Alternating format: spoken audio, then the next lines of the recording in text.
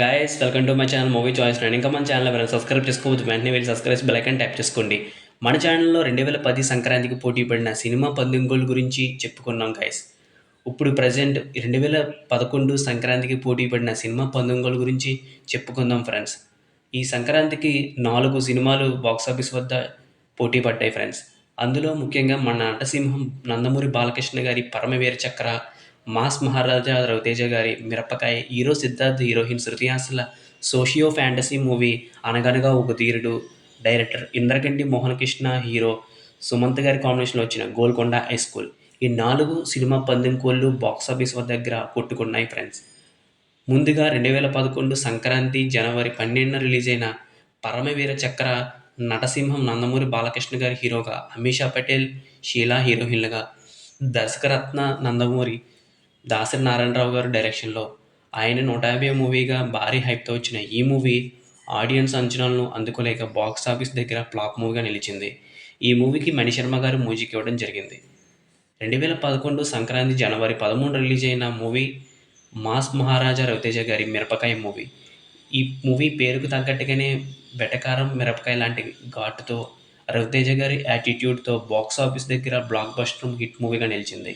Mass మహారాజా రవితేజ గారి హీరోగా, రీచా గంగోపాధ్యాయ, దీక్షశెట్టి హీరోయిన్లుగా, మన గబ్బర్ సింగ్ డైరెక్టర్ హరిశంకర్ గారికి రెండో మూవీగా ఎస్ఎస్ తమన్ అన్న వండర్ మ్యూజిక్తో ఈ మూవీని రద్దు చేశారు.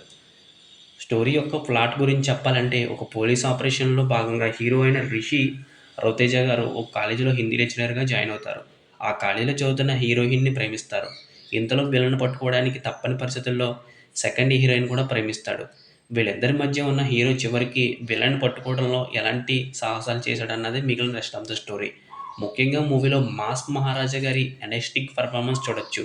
రిషి క్యారెక్టర్లో తనదైన కామెడీ టైమింగ్తో, ఎనర్జెటిక్ పంచులతో ఆయన రచ్చ చేస్తారు.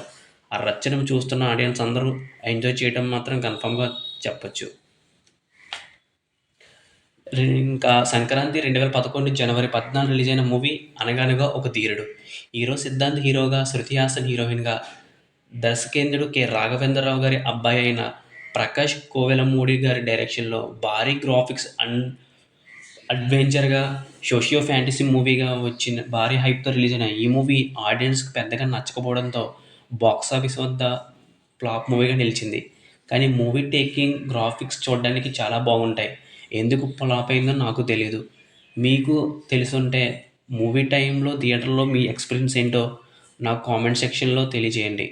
నేను కూడా ఒకసారి చూసి ఫుల్ రివ్యూ ఇవ్వడానికి ట్రై చేస్తాను ఫ్రెండ్స్. 2011 సంక్రాంతి జనవరి 15 రిలీజ్ అయిన movie Golconda high school. Director Indraganti Mohan Krishna డైరెక్షన్లో సుమంత్ హీరోగా, కలర్ స్వాతి హీరోయిన్లుగా, ఆటలో పిల్లల హక్కు అనే తెలియజేసే మూవీగా రిలీజ్ అయిన ఈ మూవీ బాక్సాఫీస్ దగ్గర ఎబో యావరేజ్ మూవీగా నిలిచింది. క్రికెట్ నేపథ్యంలో జరిగే ఈ మూవీ చిల్డ్రన్స్కి బాగా నచ్చుతుంది. స్కూల్ టీచర్గా హీరోయిన్ కలర్ స్వాతి గారు, పీటీ సార్ క్రికెట్ కోచ్గా హీరో సుమంత్ గారు మంచి పెర్ఫార్మెన్స్ ఇచ్చారు.